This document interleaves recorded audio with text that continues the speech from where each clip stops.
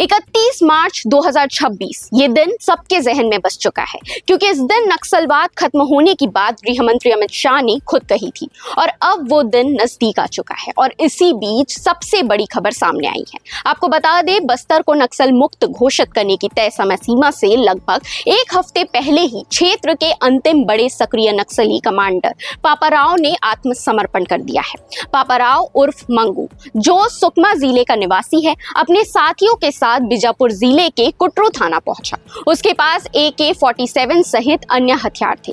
Police ने सभी surrendered नक्सलियों को वहां से बस के जरिए जगदलपुर भेजा। दरअसल पापाराव संगठन में एक महत्वपूर्ण भूमिका निभा रहा था। वह DKSZCM का सदस्य होने के साथ साथ पश्चिम बस्तर डिवीजन कमेटी का प्रभारी और दक्षिण सब जोनल ब्यूरो का भी सदस्य था।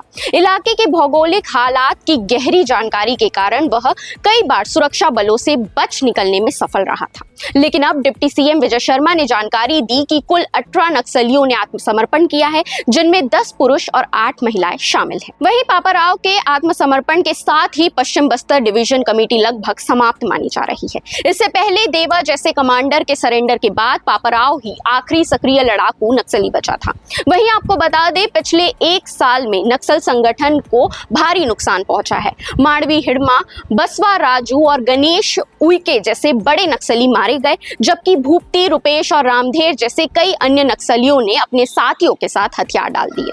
और अब पापाराव के सरेंडर के बाद बस्तर में नक्सलवाद के पूरी तरह खत्म होने की संभावना मजबूत मानी जा रही है। फिलहाल इस पे आपकी क्या राय है, कमेंट करके जरूर बताइएगा और ऐसे ही अपडेट्स के लिए हमारे चैनल CG भास्कर के साथ जुड़े रहें।